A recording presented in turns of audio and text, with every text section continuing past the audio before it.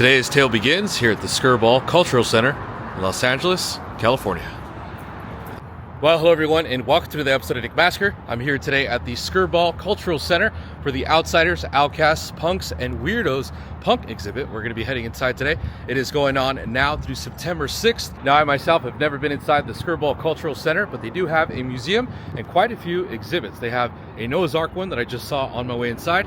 They were advertising it. I believe it is sold out, so I won't be doing that one today. We're just going to be doing the punk exhibit, which I'm really excited for. Now, we should be seeing some old school punk memorabilia from bands that I started listening to when I was a young teen, just to name a few: Ramones, Sex Pistols, and a few other good ones. We're going to head inside and get started and let this tale begin. Now, as I mentioned, the exhibit is happening now all the way through September 6th, 2026, so you have plenty of time to come check it out. Also, they got the Ramones right there on the little poster here. Also, speaking of bands, I wore my Cramp shirt today. Really excited to see what we find. Hopefully we see some Cramp stuff as well. All right, checked in, got my admission sticker. Also should probably mention that Thursdays are completely free. And if you come on another day that is not Thursday, it is $20. Take a look at this picture as soon as you walk in. That is neat. You don't find too many exhibits that go into the punk genre. Really excited for this. Outsiders, Outcasts, Rebels, and Weirdos. 76 through 86. Okay. Oh, so that's like in the city. So for viewers watching, this exhibit includes adult language and nudity. So most of you were it's kind of given when you're talking about punk. And I noticed as soon as I walked in, a lot of the walls are filled with these pictures.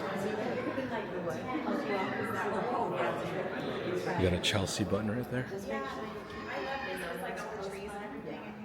And this is where the exhibit starts. Outsiders, Outcasts, Rebels, and Weirdos. Punk culture 76 through 86. It says here, punk has meant different things to different people. It is a sound, a look, a politics, an ideology, and a lifeline. Its definition shifting across geography and time, yet the term endures. Outsiders, Outcasts, Rebels, Weirdos, and Punk's culture explores the connections and contradictions between early punk scenes. The first half of the exhibition moves through the four cities: New York, London, Los Angeles, and Washington, D.C. The second half steps back from geography to survey punk's broader culture, including the relationship between punk and visual arts. 2026 marks 50 years since punk burst beyond New York City, a scene of notable number of musicians of Jewish heritage. As punk traveled to the UK and other parts of the US, Jews continue to be a part of the early punk scene. Some grew up in religious families, other in secular ones. Some didn't feel connected to their Jewish heritage, some hid or denied their Jewish origins, some claimed their Jewish identity proudly. Most didn't think of themselves as Jewish punks, they were just punks. Also reads here, this exhibition services the outsider identities of many early punks, including Jews, and explores what punk looked like and felt like, how it spread, the values it embraced, and the ones it fought, how audiences participated in it, and how it changed across its first decade. Outsiders, Outcasts, Rebels, Weirdos does not offer definitive answers about the relationship between Jewish heritage or identity and punk. Instead, we highlight the voices of those who were there and invite visitors to draw their own conclusions. And one of the first things you'll see on display is punk magazines, some old ones, illustrated by John Hallstrom.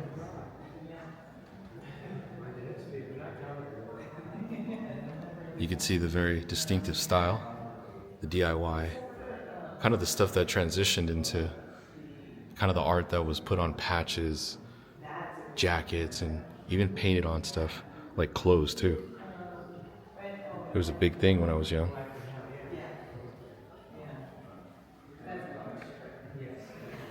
This is all the artwork of John Hallstrom,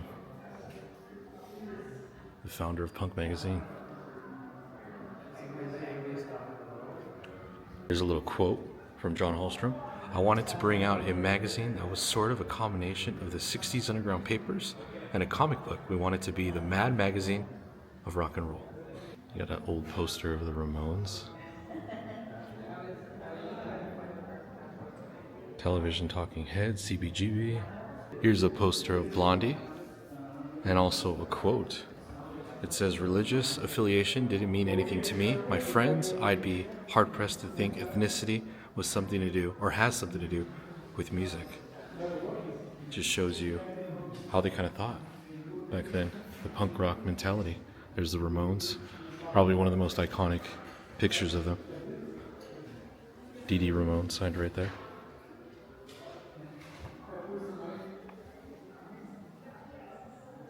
The Eels at CBGB.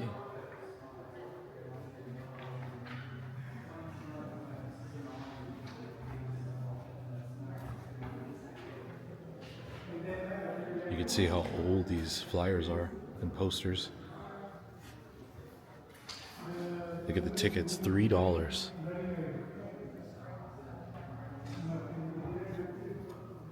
Crazy. Here's a poster of the all-black punk band Pure Hell. And there's a quote from Kenny Gordon.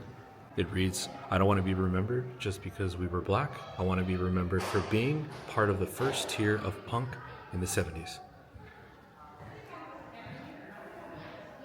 And here he is years later, on display in an exhibit. Also more Ramones. You got the Police there, right in front, looking very upset.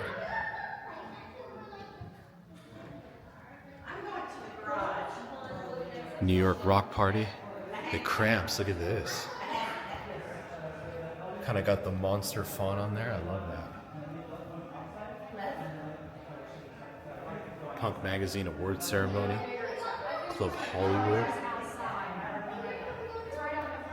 And then the Heartbreakers and the Ramones, New Year's Eve, champagne party. Dictators. And definitely the most popular all-female punk band, the Runaways. You can see this is a poster when they were live in Germany. A few years ago, they actually made a movie of all of them. I think Kirsten Stewart played Joan Jett. And then Dakota Fanning also played Sherry Curry. So that was a good film. Really liked that one. A few more posters. The Dead Boys.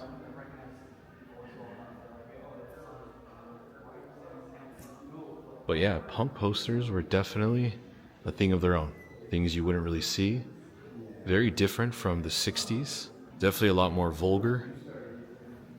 And you could see this one. He's pointing a gun to his head. Eddie and the Hot Rods. Now I'll be the first to say I don't know all of these bands, but I know, the main popular ones, Ramones, the Cramps, the Runaways, and a few other UK bands that were popular back then. Sex Pistols, obviously. The Clash. Tickets available for the Village Bowl. Yeah, all these definitely have some age to them, but overall not in too bad a shape. You can see a little bit of wear and tear. Also this one, you can see the glue from the tape. I like this one. I think it was completely just hand painted with like a brush. Looks like something you would spot like on the side of the freeway. A midnight special. Till dawn on stage. Sex Pistols, Clash, Sunday, and Buzzcocks. The screen, light is on. It's kind of hard to read. August 29th. From Sex, Kings Road. Tickets $1. Or box office screen. Or box office. Screen on the green. It looks like there's a number there. Yeah, this one's completely like with water paint.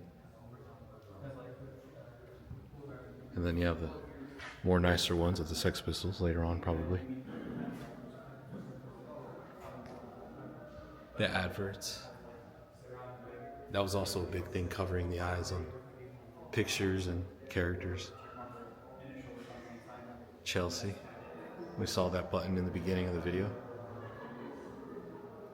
The Boys, The Clash. So if you read a lot of these quotes at the bottom, it'll kind of give you an understanding on how they thought, because they were very, like I said, not caring on what society thought. They didn't care what anybody thought. They just wanted to do what they wanted to do. You can see here, I've always embraced failure as a noble pursuit. It allows you to be anti-whatever anyone wants you to be, and to break all the rules. Malcolm McLaren, manager of the Sex Pistols. This one here is pretty ironic. By a London council member, he says, "The worst of the punk rock groups, I suppose, currently are the Sex Pistols. They are unbelievably nauseating, the antithesis of humankind." I guess little did he know, they would be one of the most successful and well-known punk rock groups in all history. So, pretty ironic. And here in the middle of the exhibit, you can see there's 5 mannequins with different garments on them. And they are said to be put together and owned, or actually put in the shop of the founders who created the punk look. I believe the names were, says here, Vivian Westwood and Malcolm McLaren. And their shop was off of Kings Road. It says their shops went through different names: Let It Rock, Too Fast to Live, Too Young to Die. It became a place where punk aesthetic was made and where punks gathered to find each other. You could see the very patchy aesthetic, the not so normal attire. And obviously, you can't mention punk attire without throwing in some cheetah, which will never go out of style.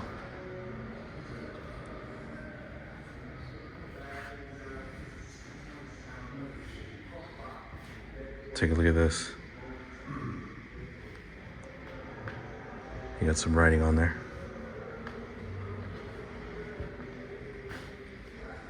Punk is more of like a mix of different fabrics. You can see different patches, different colors, kind of stuff kind of sewn together. And you're not afraid to show those marks and patches and holes. And also some print on there too. Very similar to the posters. And a few other garments on the wall. I do remember this one. Queen Elizabeth II says, "God save the Queen," and then Sex Pistols over her mouth. You have this one, it says London on there. The popcorn Sex Pistols. But you can see this is all put together with different pieces of fabric.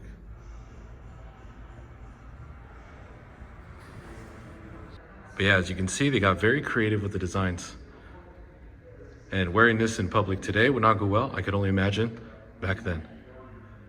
The monads.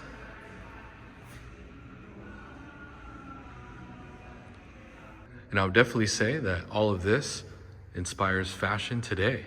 You'll find a lot of this stuff kind of mass produced. It's not DIY anymore. People don't make this stuff and put it together as much as they used to. It's all like bought at the mall and all that stuff. So you'll find a lot of like replicated stuff. And here looks like a Sex Pistols flag. You can see the inseam here. Looks like a stick would have gone through there, maybe hung in somebody's room.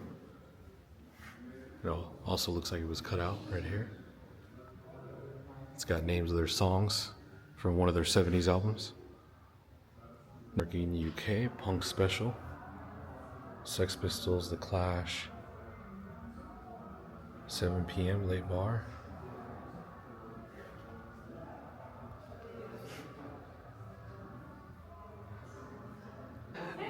And there's a photo of Queen Elizabeth II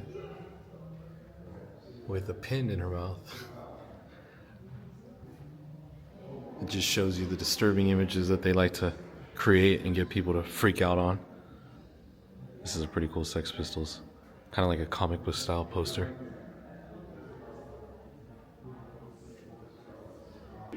Here's an original movie poster of the punk rock movie from 1978. It was like a raw documentary. It wasn't like a regular film.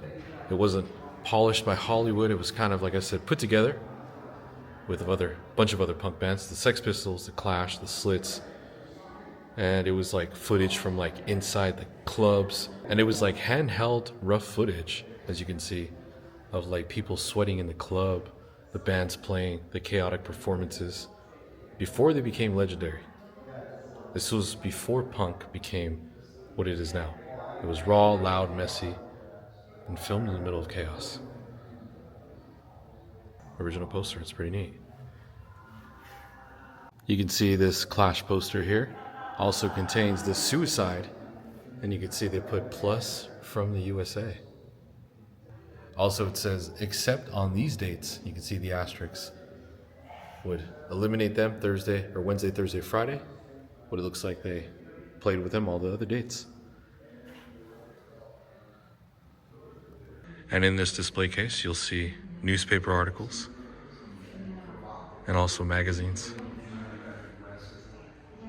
You could tell they weren't made high quality. They were kind of probably put together by these venues and by other punk bands. The Anarchy in the UK. It's pretty crazy to find it all intact because a lot of this stuff was cut out and used in like artwork and stuff like that. So to find it all intact is pretty neat. Look at the style. You got the leash with all the buttons. There's the Queen Elizabeth II picture right there we were just talking about. The famous Sex Pistols button. Another one right there. She's got damn, damn, damn. And then another Queen Elizabeth II right there. But you can see going out in public, getting the disturbing looks was the goal. They wanted to disturb the normies. And like I said earlier, a big deal was covering the eyes with the blocks, either colored blocks or black blocks. It's a very punk thing to do back then. You can see this is them though.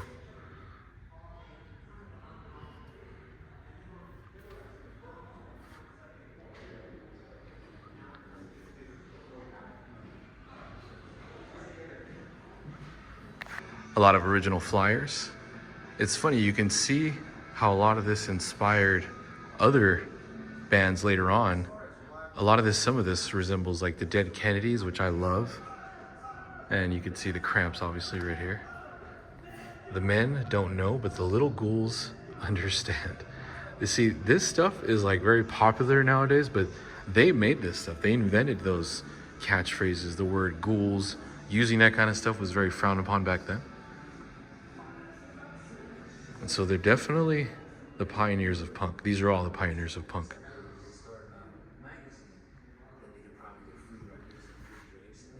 There's just so much to see. Circle Jerks. I remember when I first saw this album, I just wanted to listen to it just based off the cover. One of the most famous ones. And then the Cramps. Black Flag. Oh, look, Dead Kennedys. There it is.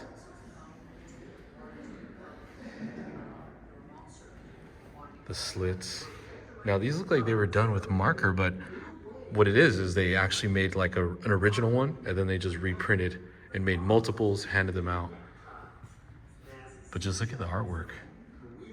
Back when stuff was actually drawn by hand, not with AI, and just, passed, not even through social media, just passed amongst friends, clubs, and other bands. With the urinals. Look at the details on this. Although they were looked at pretty bad back then, they were very talented. Not as far as music, but creativity, art. There's definitely a way to express themselves. And check out all these as well. The Germs. Also a band I listened to early on. More Black Flag. Twisted Roots over here.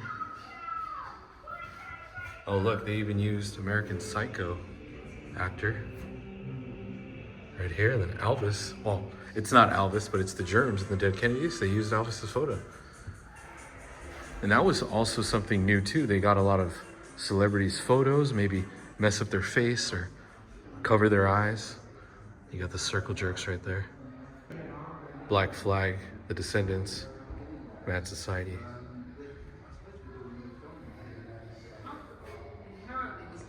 And more my era of punk music. The early 80s, Black Flag, Circle Jerks, the Misfits. This is when punk became more mainstream. There's the Dead Kennedys right there.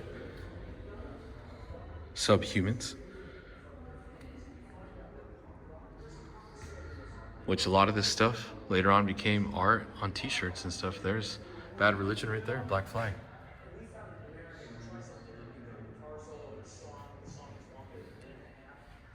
SOA, Misfits. Obviously the Cramps. This is an album cover at one point. Ontario Theatre, $7.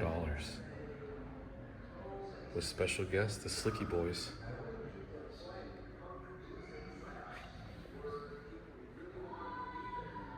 Minor Threat, also another big one that I used to listen to. Suicidal Tendencies, probably one of the most popular punk bands of all time.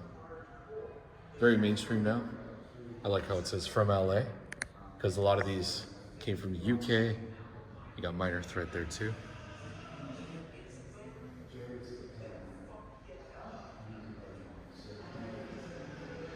Check out the photo.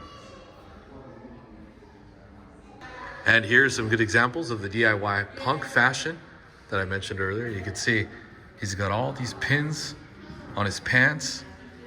He's written the Germs on there. Looks like he's got a lot of blood stains, or could be blood stains or marker stains. Also wearing pins as earrings. The kind of stuff that makes your parents go, "What are you doing?" She's got looks like a random name tag, or it may even be her name tag. It says Jenny on there. Got some guitar picks. He's got some paper clips. You can see there some random newspaper clippings right there. Minor Threat album cover. And then you got some tapes there too. Some patches. Some tickets of the Talking Heads. More tickets. This is kind of like the straight edge. What I remember in high school, the straight edge, 2 X's on you, no drinking, no smoking, none of that. I know that was a big thing back then. And then the wristbands, Talking Heads.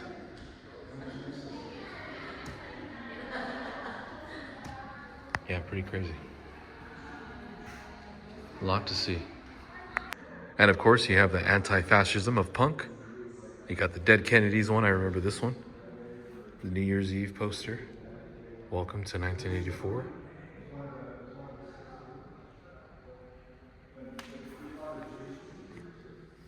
The Anti-Nazi League. Your country needs you. Look at that.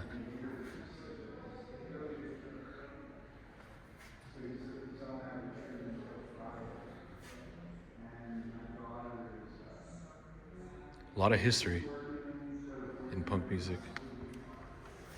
Nazi punks.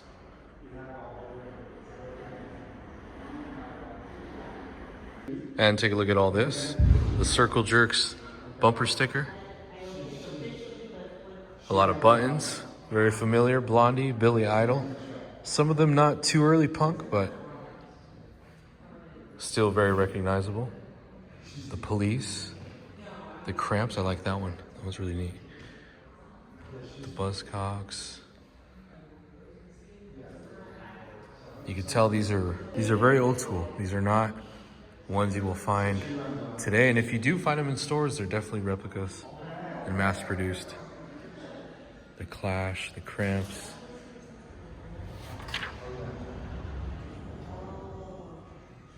Let's move over here.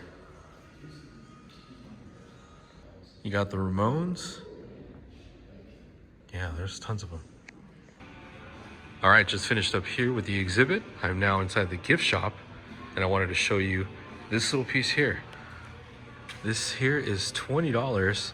It's of the exhibit, and it's kind of like a little replica of what we used to have, things we used to have. Like, we used to cut out fabrics of whatever band was on there. It could be Dead Kennedys, Suicidal Tendencies, Misfits, whatnot, and just sew these onto our pants, our jackets, and they have a piece here for $20. So just to show you how mass produced this stuff is and replicated it is. And that's gonna do it for the exhibit. I just got out. Sorry if the video changed visual a little bit and the sound kind of tweaked off. In the middle of the exhibit, I had somebody come up to me, security, say that they do not want me filming with this camera, which I'm very confused as why this little tiny camera, which is about the same size as my phone, is not allowed inside. So I said, okay, put it away. I didn't want to break any rules. Put the camera away, started recording with my phone. Shortly after, I got approached by the vice president of the center, and his name is Jared. Very nice and, you know, very approachable. He asked me, sorry, what were you doing? Were you filming for YouTube? And I explained, yes, I'm doing kind of like a documentation of the new exhibit. And he was very kind and said, okay, sure. We just needed to know ahead of time if you're going to bring a camera. even if it's this small. So I said I completely understand. I don't want to break any policies. I'll continue to record with my phone. They allowed it, so yeah, was able to do it. Thank you to the Vice President, Jared, for communicating with me and coming out to talk to me about the recording situation. But yeah, other than that little hiccup, it was a pretty neat exhibition. If you guys get a chance to come out and check it out, definitely come out, but do not bring a big camera. Security will definitely stop you in your tracks and let you know you cannot record with a camera other than your phone. But thank you guys for tuning in. If you guys did enjoy this video, do me a favor, hit the like button. And if you guys are not subscribed, consider subscribing, especially if you like museums, exhibits just like this. I'll see you in the next video. The tale has been told.